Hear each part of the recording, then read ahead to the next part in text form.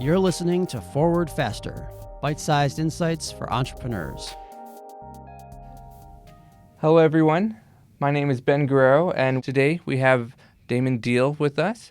He is the Technology Program Manager here at Luminate Accelerator program. Thank you for joining us. You're welcome. You have a PhD in optics. Can you tell me your story and how did you get into optics and how did you decide to get a PhD? It goes back to high school. I was really lucky. My AP Physics class had a requirement to do a project, and I decided to do holography. The professor, I guess just teacher at that point, had a kit, and he'd never been able to make it work. And so it was a bit of a science and engineering project, and I got this holography to work. And that was my first introduction into doing a scientific process with optics.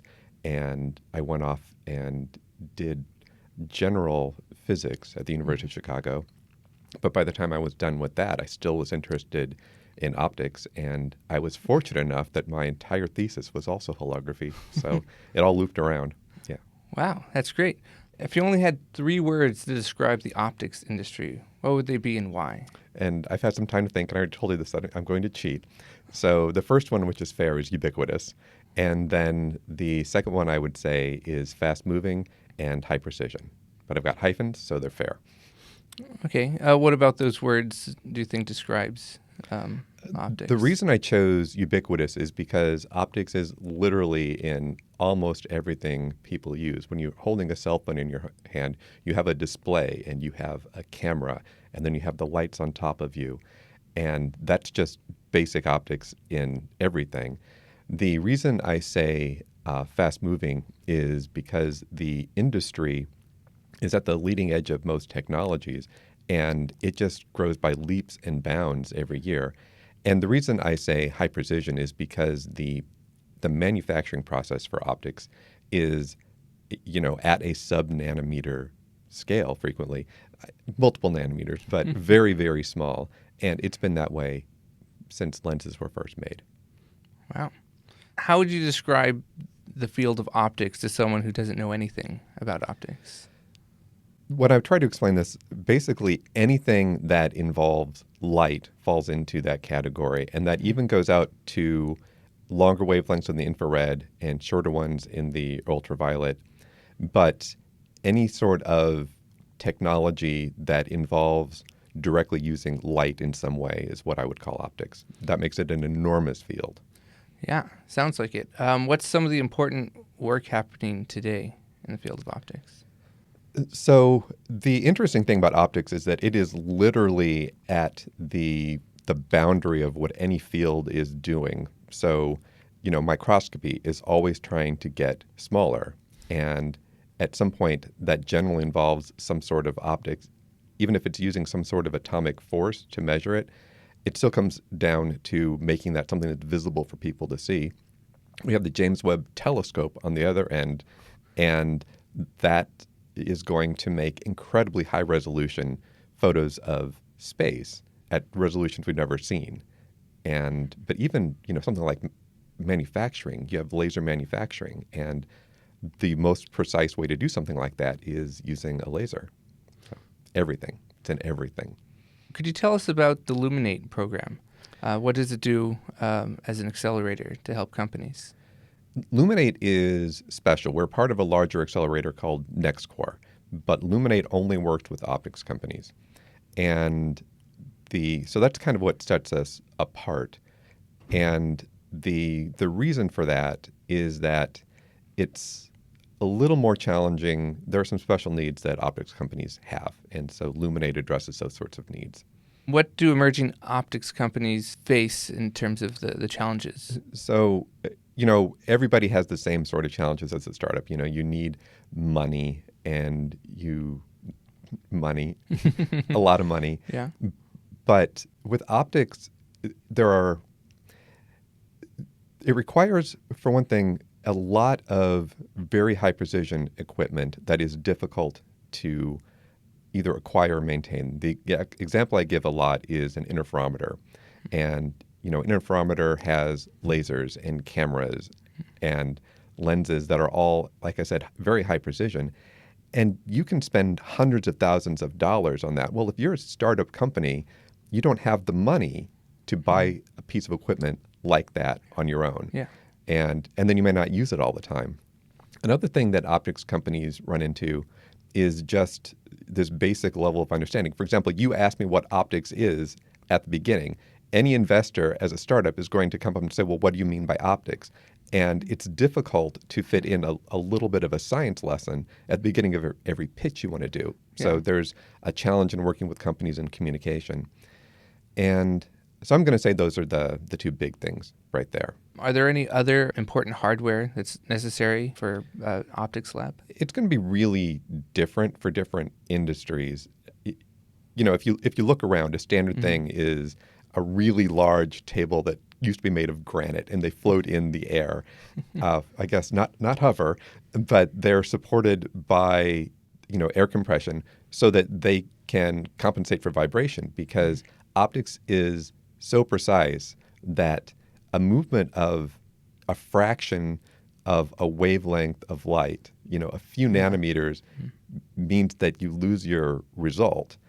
And so having that kind of table is even expensive. You spend thousands of dollars on only a table in the optics industry. That's important for creating new technologies with optics. What, in terms of the horizon, what new technologies in optics do you see? Again, optics is at the kind of the bleeding edge of anything that is being developed. I would say, just in general, the thing to watch out for is we have this other aspect of optics called photonics. And that is anything where in place of an electron, you use a photon, because light moves faster than literally anything in the universe. And as we are trying to make computers faster and faster and faster, we're going to need to move toward using light to do that kind of communications, or using quantum mechanics to do that. But in order to analyze those quantum mechanics systems, you have to use optics.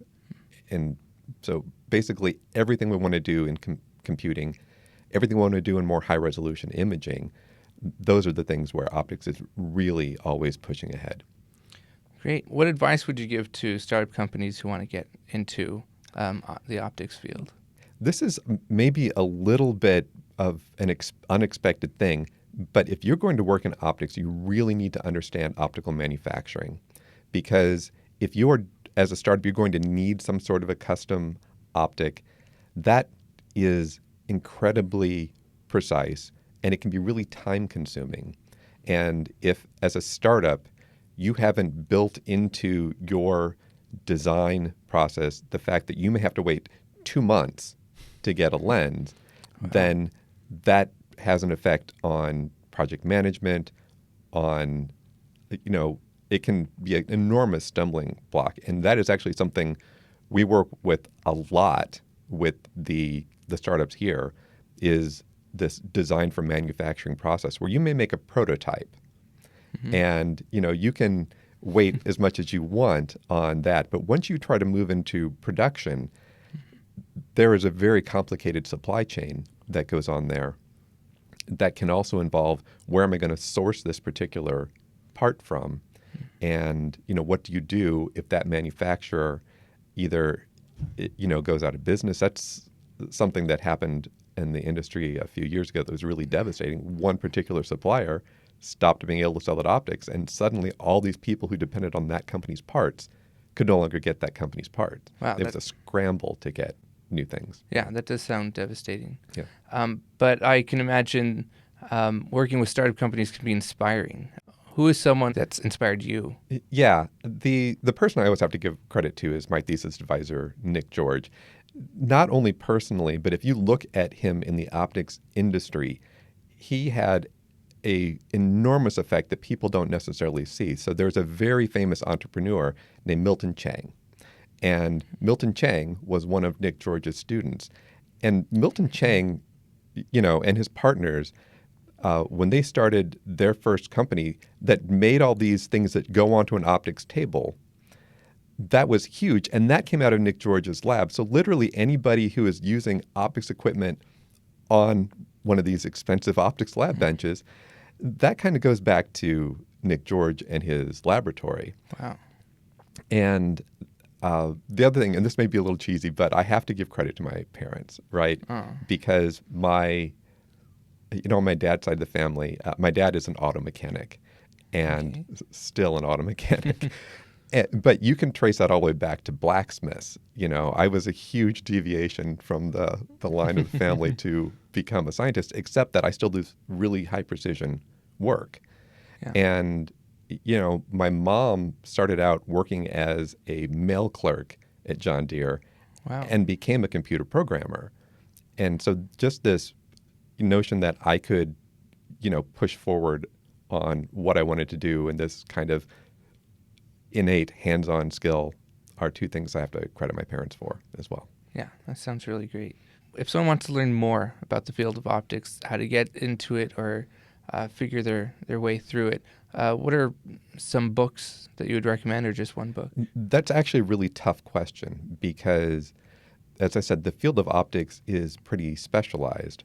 And I actually did a lot of looking around, and the best that I came up with, it's used as a curriculum in a couple of optics classes for non-majors at the University of Rochester optics program, is a book called Optics Made Clear. That seems to be, within Rochester, what's considered the best book to pick up if you want to get a general idea of how optics is used in all kinds of devices. Because once you move behind that, and again, I was looking for things, some books, like, they get to page 3, and by then they're throwing really complicated equations at you because they think that is obvious, and it's really not to somebody who didn't study a bunch of physics and math, and it's not helpful. Yeah, great.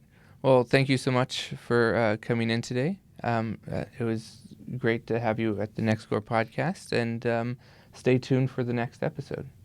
Thanks. Bye. Bye.